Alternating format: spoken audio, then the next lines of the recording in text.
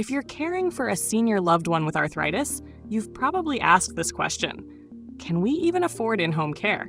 Most families assume it's outrageously expensive, something only the wealthy can afford. But here's the truth. In-home care is often far more flexible and sometimes more affordable than people expect.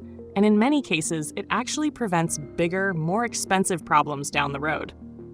We've worked with hundreds of families navigating senior care decisions, helping them keep loved ones safe, independent, and at home as long as possible. And today, we're breaking this down simply. Real costs of in-home care for arthritis. What actually drives those costs up or down, and how to make it work, even on a tight budget.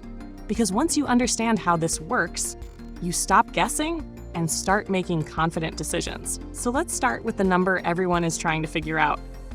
What does this actually cost in real life? Here's the real cost range most families see. Most in-home care for seniors with arthritis falls between $25 to $35 per hour. Now, before that sounds overwhelming, here's what most families misunderstand. You don't need 24/7 care. In fact, many arthritis clients start with just 2 to 4 hours per day or a few days per week. That means monthly costs can range from $1,200 to $3,500 a month for part-time help, or up to $6,000 or more for more involved care. That's a huge range, and it's intentional because arthritis care is highly customizable, and that's where in-home care becomes powerful. You're not paying for a full facility, you're paying for exactly what your loved one needs. And that leads to the next big question. What actually determines where you land in that range? Because two families can pay completely different amounts for what looks like the same care ratio. So what actually drives the cost up or down? There are three main factors that impact cost. Number one, level of mobility. Arthritis affects everyone differently. Some seniors just need help with cooking, light housekeeping, or transportation. Others may need assistance getting in and out of bed, help bathing or dressing, and fall prevention support. The more physical assistance required, the more hours you'll need. Number two, frequency of care. This is the biggest cost lever. Daily care equals higher cost. A few days a week equals a significantly lower cost. And here's where smart planning matters. Many families start small, then scale up as needed. Number three, safety risks, which are often overlooked. Here's something most people don't think about. Arthritis increases fall risk dramatically, and one fall can lead to hospital stays, rehab, or a long-term decline. We've seen families wait too long and pay for it later. You just really want the best for people when they're getting older, and you really just want to try to make this season of their life as happy as possible, and just keeping people, giving them the ability to stay in their home and, out of the facilities is a plus. So that relief often comes from preventing bigger crises. So now you know the cost and what drives it. But here's the part most families care about most. Is it actually worth it? It's not just what does it cost, it's what are you really paying for? You're not just paying for help. You're paying for independence, safety, and peace of mind. Because here's the reality. Most seniors don't want to move into a facility.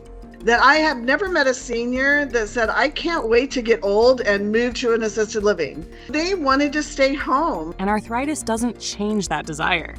It just makes staying home harder without support.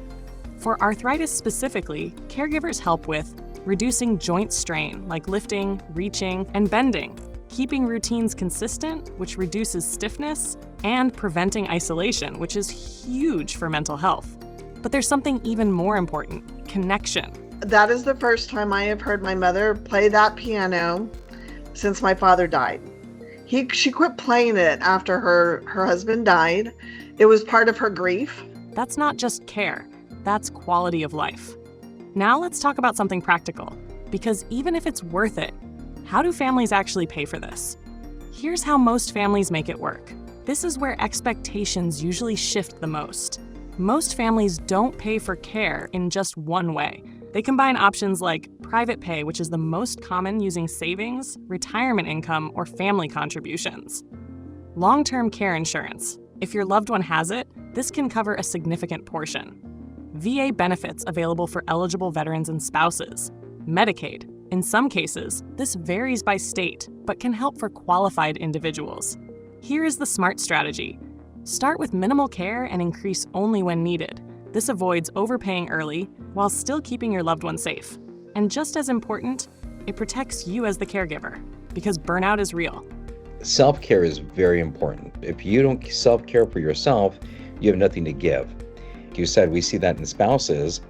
Their health runs down, and now you have two people that need help. That's why in-home care isn't just for seniors.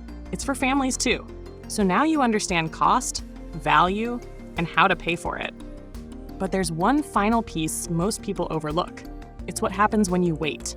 Here's the hard truth. Waiting too long usually leads to higher costs, because arthritis doesn't stay the same. It progresses. And when families delay help, they often face emergency hospital visits, sudden full-time care needs, or a faster physical decline. We've seen cases where seniors improve just by coming home and receiving care. In a facility, he was just declining super fast. And now he's not on hospice, and they're even looking at, Dean, I think we can reduce the amount of care that he has. That's the difference early support can make. So how much does in-home care cost for seniors with arthritis? It depends. But here's what we know for sure. It's more flexible than most people expect. It can be more affordable than alternatives, and it often protects both the senior and the family. Most importantly, it gives your loved ones something they truly want, the ability to stay home. If you're in this situation right now, start small. Ask questions, and don't wait until it becomes a crisis. If this helped you understand your options, drop a comment below. The right plan doesn't just save money, it protects your family.